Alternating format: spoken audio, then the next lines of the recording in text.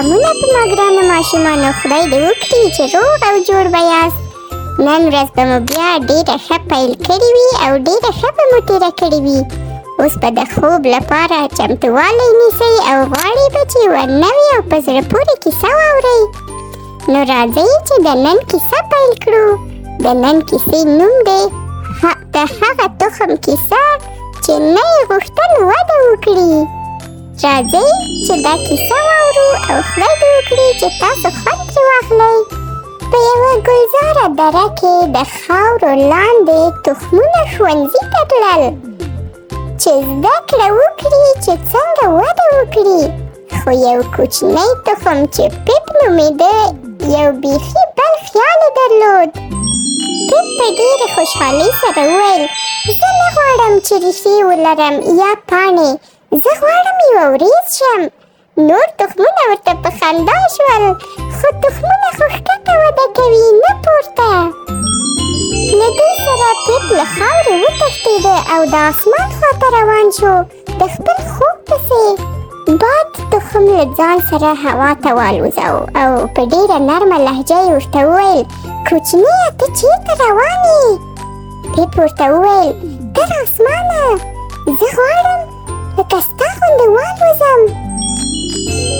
پیپ همداسې په هوا کې له مچیو او له پخو او وړیو سره همداسې پرواز کاوه او د پرواز په پای کې پیپ اسمان ته ورسېده.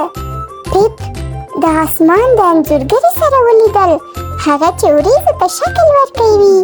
د اسمان انځورګره په مسکا ورته وویل ته غواړې پورته شې؟ دا یو ښکلی خوب دی. د ستورو په ځلا او د جادویي چراغونو سره پیپ په وریځ تخم بدل شو. هغه اوس نرم، خوشحاله او د اسمان په لوړو کې ځلېده. پیپ چې په وریځ بدل شو نو د لاندې ماشومانو به یو بل ته ویل وګوره هغه وریځ لکه نڅا کوونکی فیل. بل ماشوم به ویل ما ته داسې ښکاري چې دا وریځې خاندي، او هلته پورته به پیپ هم ورته خندل. پیپ ځان سره وویل زه مجبوره نه یم چې د نورو په څېر وده وکړم.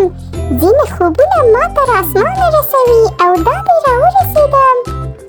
نو په ما ګرانو ماشومانو څنګه وه؟ د پیپ کیسه مو خوښه شوه او که نه؟ آیا تاسو هم داسې تخمونه لیدلي دي چې له ځمکې الوځي هوا ته او هلته وریځې ترې جوړېږي؟ که چېرته مو داسې تخمونه لیدلي وي چې د باد سره الوځي نو هرومرو به دا د پیپ په شان تخمونه وي چې نه غواړي وده وکړي د ځمکې لاندې. خدای دې وکړي چې دا کیسه مو د پام وړ ګرځېدلې وي او خوښه شوې مو وي. د دې کیسې نه به پند داسې وي چې خپل ځان ته وفادار واوسئ. که نور ستا خوبونه ونه مني دا لا هم ښکلی او ارزښتناکه دی چې تاسې خپل خوب ومنئ او خپل خوبونه په رښتیا بدلوئ.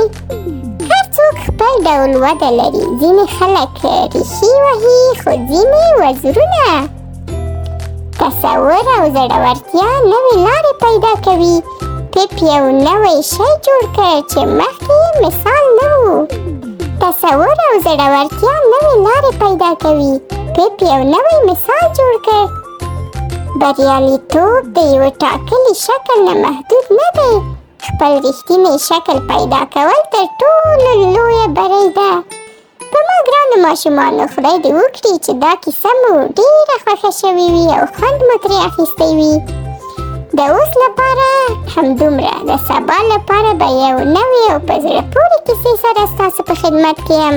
خدای دې وکړي چې تاسو اوس ښه خوبونه ووینئ او ښه شپه تېره کړئ. ښه شپه ګرانو ماشومانو.